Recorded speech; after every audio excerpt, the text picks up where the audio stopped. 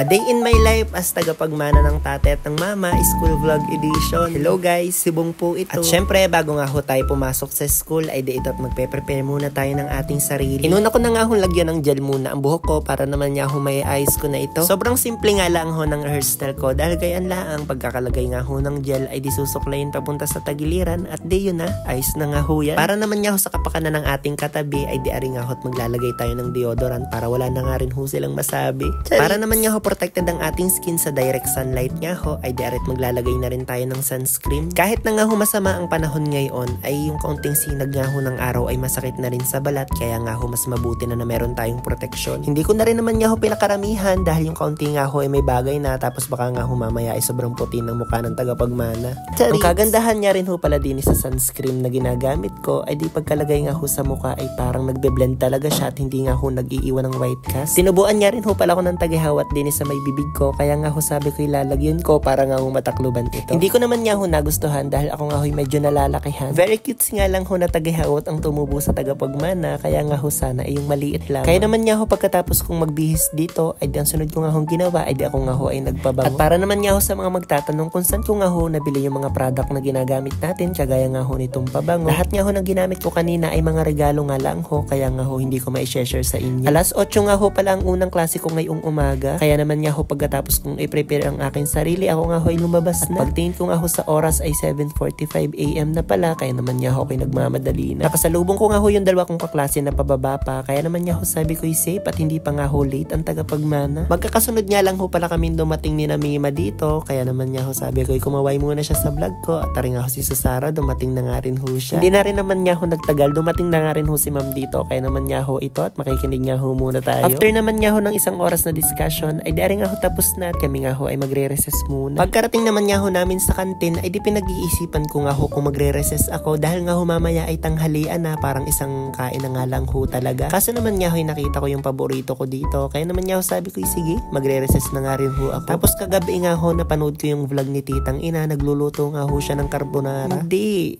yung kanina ko pa nga hindi maalala ang pangalan nito. Basta ari nga hong kulay dilaw na pansi. Di paki-comment na nga lang ho kung anong pangalan nito. Sila nga ho mga kasabay kong mag-recess at ang mga binili nga ho nila spaghetti. Tapos ito nga ho hindi ko naman paborito. Talagang nag-crave nga lang ho ako kaya nga ho ito ang binili ko. Pagkatapos naman nga ng isang oras naming vacant ay dari nga ho akit na ulit kami sa 3rd floor dahil nga ho kami may sunod na ulit na klase. At dahil medyo maaga pa rin naman nga ho kami nakarating dito ay di ari nga ho si Mima ay nagyakag na mag-TikTok muna. Simplihan nga lang ho na TikTok ang pinili namin para nga ho kapag na-practice namin ng isa ay di ari nga ho at makakapag-take na. Pero kahit naman nga ho napakasimple na ng step ay kahit anong gawin nga ho namin ay nagkakagulo-gulo pa rin kami dito.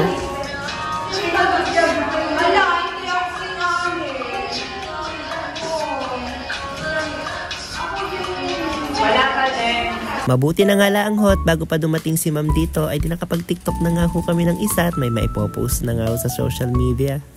At after naman nga ho ng isang oras naming klase ay dari nga ho kami nagpe-prepare na at kami nga ho ay uuwi na. Sakto naman nga ho nandyan si Kinaganda Vlogs at birthday nga ho nung kaklase namin at kaibigan ko na rin kaya nga ho ito't kinantahan namin. Nagkayakagan nga ho pala kami ditong magsabay-sabay na kumain para nga ho i-celebrate itong birthday ng kaibigan namin. Nagkayakagan na nga lang ho kami na sa Jollibee magpunta para doon nga ho i-celebrate ang birthday niya. At kung mapapansin nyo nga ho ay hawak-hawak ko ang buhok ko dahil nga ho nililipad ng hangin. Mabilis nga lang ho kami nakarating dito dahil ari nga hong Jollibee aming pinuntahan ay di yun nga hong nasa Singkot malapit nga lang ho sa Minsu. At habang inaantay pa naman nga ho namin ang iba naming kasama ay dari nga ho kami nagpicturan muna. Charit. At pagkarating nga ho ng aming mga kasama ay dari nga ho sila na lang ang pina-order namin at di sinabi na nga lang ho namin yung aming mga kakainin. At nagsimula na nga ho magkagulo nung nag-aambaga na nga ho dito. Charit. At shoutout naman nga ho sa napakasipag na manager ng Jollibee ay di nga ho kay Sir Harry. Nagtatampo na nga ho yan siya at hindi ko nga ho daw siya sinashoutout dito ay dari nga ho may kasama pang bola. At pagkatapos nga ho naming bayaran ng aming mga orders ay dari nga ho bumalik na kami sa aming table at aantay na nga lang ho naming iserve yun. 11 AM nga ho nung kami nagpunta dito at medyo marami nga hong nagtatanghali ang mga tao kaya naman nga ho medyo natagalan din yung dating ng aming mga orders dito. Pero yun nga ho ay ayos lamang dahil wala rin naman nga ho kaming hinahabol na oras dahil ang sunod nga ho naming klase ay alas 3 pa nga ho ng hapon. Muntik pa nga ho akong magtampo sa mga ito dahil kanina nga hong recess ay nawala sila at akala ko nga ho ay sila yung nag-Jollibee na. Tapos Tapos nung pumasok nga ho kami nung second period ay wala nga ho yung dalawa. Abay sabi ko yung nag-Jollibee na nga ho ang mga ito at iniwan na nga ho ang tagapagmana. Charit! May hamburgers nga rin ho pala kaming in-order dito. Kaya nga ho ari kami ni Sara ay di kami nga ho ay tig-isa. Inuubos-ubos na nga lang ho namin ito nga ho ang aming mga tirang pagkain at pagkatapos nga ho nito ay di babalik na nga rin ho kami sa school. Kasabay nga ho ng pagka-full ng tiyan ko ay di full storage na nga rin ho itong cellphone ko kaya hanggang dito na nga lang at salamat nga ho sa panonood nyo.